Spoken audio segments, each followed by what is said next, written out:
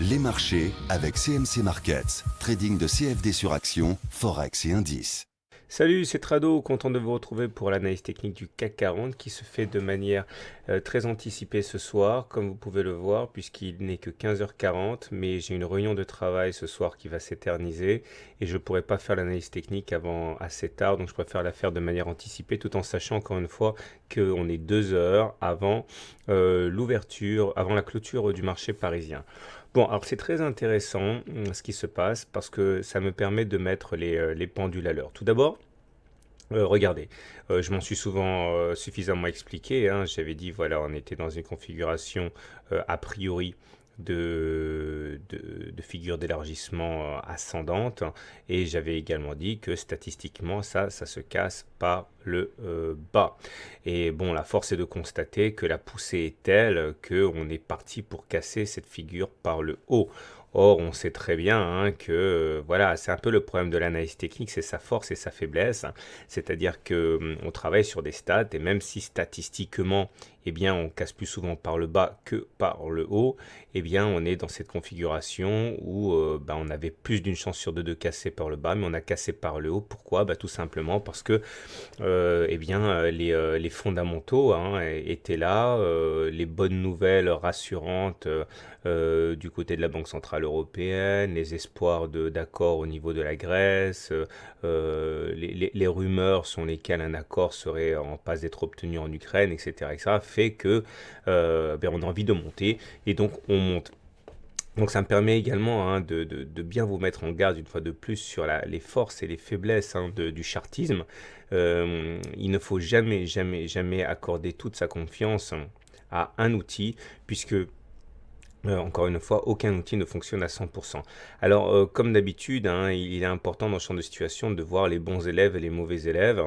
Alors là, clairement, le grand perdant de cette expérience, hein, c'est cette figure d'élargissement qui n'a pas démérité, en ce sens que, voilà, statistiquement, on a quand même plus de chances de casser par le bas que de casser par le haut, mais il y en a quand même qui n'ont absolument pas vécu les tourments de ces derniers jours, ce sont les suiveurs de tendance. Alors regardez, j'ai des copains qui traitent Ishimoku et franchement, eux, depuis 2 ou 3 semaines, ils ne ressentent absolument pas l'incertitude que les chartistes peuvent ressentir. Regardez, ceux qui suivent Ishimoku voient qu'on est au-dessus du nuage, ils voient que la Kijun est inviolée, ils voient que la Tenkan sert de support de manière régulière, donc clairement si on est un trader Ishimoku à ce niveau, c'est haussier, ça n'a jamais cessé d'être haussier, on est passé haussier depuis cette date-là, c'est-à-dire depuis le 16 janvier, date à laquelle on est passé au-dessus du nuage, on avait le feu vert de la Chinku, la Ginspan qui était au-dessus des cours, donc depuis cette date-là, eh bien on est haussier et rien n'aurait pu faire dévier un trader Ishimoku de sa voie haussière. Hein. Pareil pour ceux qui tradent finalement la moyenne mobile à 20 séances, puisque bon là, la moyenne mobile à 20 séances a été retournée à la hausse. On était au-dessus d'une moyenne mobile à 20 séances depuis le 15 janvier. Et pareil, hein, même si on n'a pas eu ce fameux retour à la M20 qui aurait dû se produire statistiquement et qui ne s'est pas produit, en tout état de cause, on est resté au-dessus de la M20 et tant qu'on ne casse pas la M20, on est en tendance haussière. Le super trend également, regardez, c'est cette courbe-là. Elle a été cassée ici, c'était carrément le 23 décembre, et celui qui se contentait naïvement d'utiliser ce système de trading, eh bien, avait acheté là. Et tant que c'était pas cassé, ça n'a pas été cassé, il était haussier. Et donc, à ce niveau, on peut clairement dire que les grands gagnants de cet épisode de congestion qui est en train de s'achever, eh bien, ce sont les suiveurs de tendance. Et ceux qui ont été un peu plus baladés, ce sont ceux qui ne se fient qu'à l'analyse graphique et éventuellement au SAR, puisque le SAR qui est généralement le très bon élève, hein, qui réagit toujours de manière précoce et à propos, eh bien lui, il a été baladé puisqu'il a été cassé à la baisse ici, puis cassé à la hausse là. Bon, il est haussier depuis 3 séances, hein, mais il a quand même envoyé un faux signal ici. Donc voilà, ça permet de remettre l'église au milieu du village. Ça vous permet de bien comprendre une fois de plus qu'un outil seul ne suffit pas. Il faut savoir maîtriser plusieurs outils. Ça permet également de voir que les chandeliers japonais, mais ça je l'ai déjà dit donc je ne vais pas trop m'éterniser, lorsqu'on est en période de congestion, perdent de leur acuité, hein, puisque là vous voyez qu'on a eu beaucoup de signaux qui ont été délivrés et contredit la séance d'après, mais ça vous le savez, hein, en période de congestion dans un canal, dans un biseau, etc. Les chandeliers japonais ont tendance à souffrir un petit peu. Et maintenant si on balance du côté de l'hebdomadaire, voilà ce que l'on peut dire. Alors là, pareil, on n'est pas vendredi, hein, puisque vendredi, ce sera demain. Mais une fois de plus, on voit que ceux qui se prennent pas trop la tête et qui suivent la tendance, eh bien, n'ont pas été dévoyés, n'ont pas été perturbés par ces dernières semaines, ces 2 dernières semaines. Regardez, on est toujours haussier en système de dos. Et on l'est depuis le 19 janvier. On est aussi en système Ishimoku depuis également le 19 janvier. Et tout ce qui se passe depuis 2 semaines n'est qu'un épiphénomène pour les suiveurs de tendance.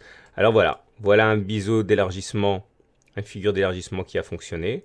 Et en voilà un qui n'a pas fonctionné. C'est tout, c'est comme ça, c'est les stats. Je vous rappelle d'ailleurs que si j'ai laissé cette figure d'élargissement en place, c'est parce que si le premier objectif a déjà été touché, hein, c'est la hauteur de la première oscillation complète, hein, j'en ai déjà parlé, ça a été rallié à ce moment-là. Le deuxième objectif qui est beaucoup plus ambitieux et qui crève les yeux et qui fait mal aux yeux même et qui donne le vertige, c'est la hauteur de la dernière oscillation complète. Alors je ne sais pas si ça va être rallié, mais en tout cas il est sur les tablettes. Ça veut dire aller chercher ceci, ça veut dire aller chercher à terme les 5030. Bon, on verra. En tout cas, je vous souhaite une bonne soirée, je vous souhaite de bons trades. Je ne sais pas comment va s'achever la séance du jour, hein. Regardez, c'est en train d'être travaillé, ça se trouve, on va réintégrer une extrémiste, la figure d'élargissement et tout ce que j'aurais dit eh bien, devra être révisé en ce qui concerne la figure d'élargissement. Mais pour l'instant, on est bien parti pour le casser.